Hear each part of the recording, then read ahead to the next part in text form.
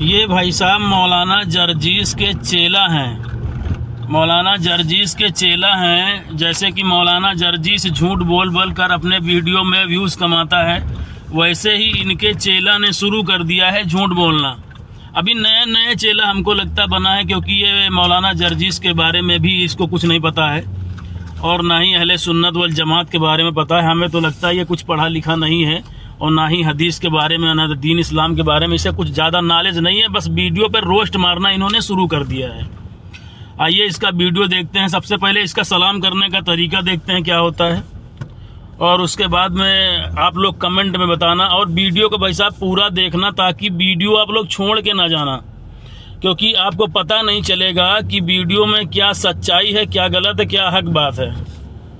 ضرور سے ضرور ویڈیو بتانا اور کمنٹ کر کے ضرور بتانا۔ ویڈیو پورا دیکھیے گا، شیئر کریے گا لوگوں تک۔ السلام علیکم۔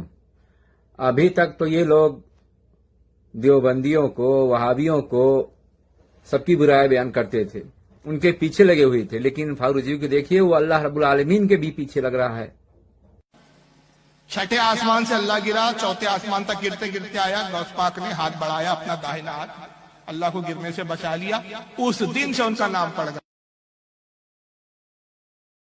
اس دن سے ان کا نام پڑ گیا دستگیر۔ اور یہ صرف ان کا تو ویڈیو آپ نے دیکھ لیا ہے، اب یہ جو سچائی ہے اس ویڈیو میں دیکھیے گا پوری سچائی کیا ہے۔ اب دیکھیے وہاں یہ سی ڈی بکی، ہمارے احباب نے باقاعدہ رسید کے ساتھ خریدا۔ اب یہ کہہ رہا ہے یہ بامبے میں کتاب چھپی ہے، حج کے لیے گیا، حج سے جب فارغ ہوا تو وہاں کے غیر مقلدوں نے پکڑا، کہا تو بہت بڑا جھوٹا ہے، تجھ جیسے جھوٹوں کی تو ضرورت ہے ہمیں۔ ہمارے یہاں مدینہ منورہ کے امام سے کام نہیں چل رہا ہے، وہ چھوٹے موٹے جھوٹ بولتا ہے، تو بڑا جھوٹ رہا ہے، تیرا ایک پروگرام رکھوا دیتے۔ اب اس نے سوچا یہاں کون ہے پوچھنے والا، نہ بمبئی والا، نہ کوئی بریلوی ہے، نہ کوئی سنی ہے، جو منہ میں آیا بک دو۔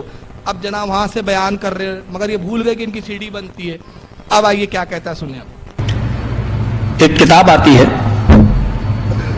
سیرت غوث پاک کے نام سے، انڈیا کی چھپی ہوئی ہے، بامبے سے چھپی ہوئی ہے۔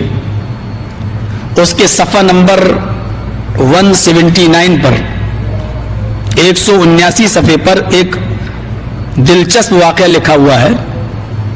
اس سے آپ یہ دیکھیے کہ اللہ کا مقام کیا ہے اور غوث پاک کا مقام کیا ہے، اس کو آپ اندازہ لگا سکتے ہیں اس واقعے کو سن کر۔ جن کو غوث پاک، مجھے تھوڑی سی اجازت چاہیے، حالانکہ غوث صرف اللہ ہے۔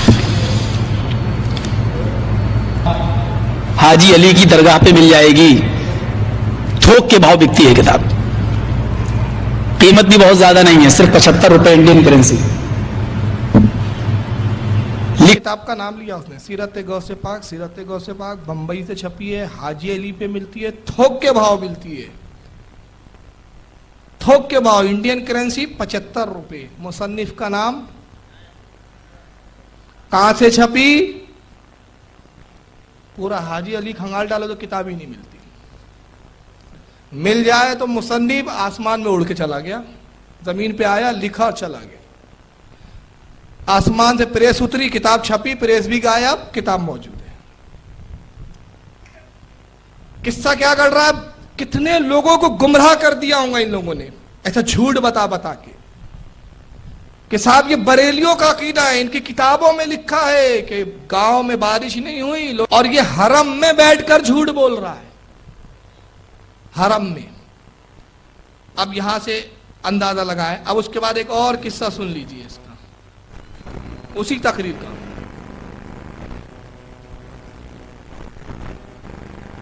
اور اسی کے 2 صفحہ الٹنے کے بعد، صرف 2 صفحہ 181 صفحے پر دیکھیں، ابھی بھی مصنف کا نام آخری تک نہیں بتایا اس نے، بس صفحہ ہی بتا رہا ہے وہ، جبکہ سب سے اہم کتاب کا مصنف ہوتا ہے، رائٹر، کہ بھئی لکھا کس نے، کون ہے۔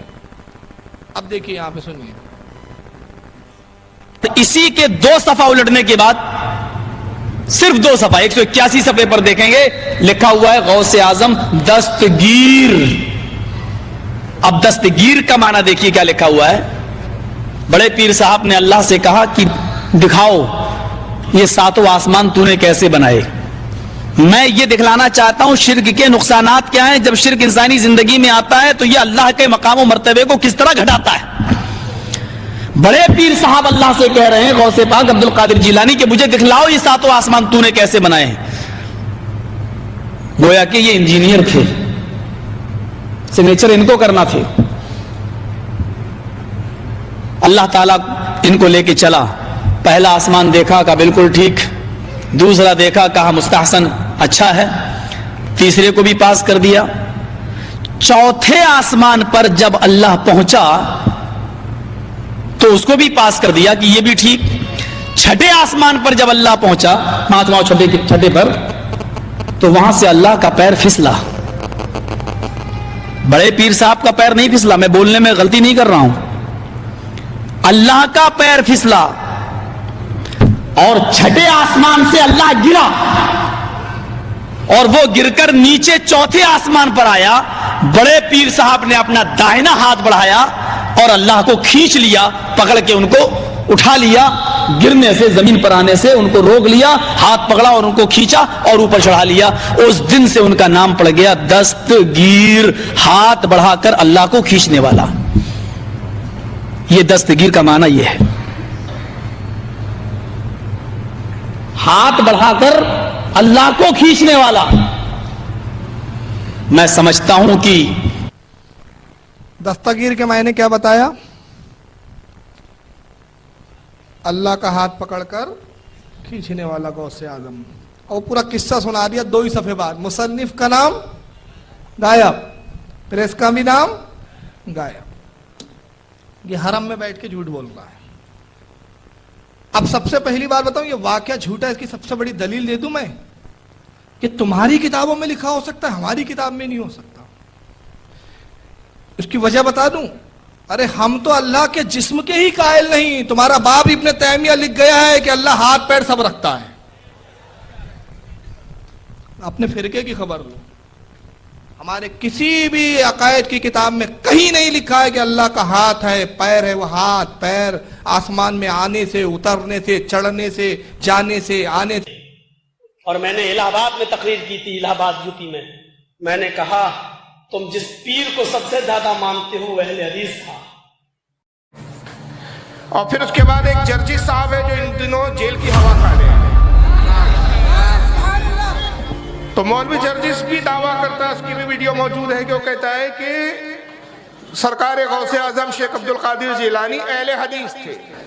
12 سال کا عرصہ ہو گیا, وہ جیل چلا گیا, لیکن کتاب دکھا, کیونکہ اس طرح کی کوئی ہماری کتاب. گیر, ہاتھ بڑھا کر اللہ کو کھینچنے والا. یہ دستگیر کا معنی یہ ہے. یہ دستگیر کا معنی ہے.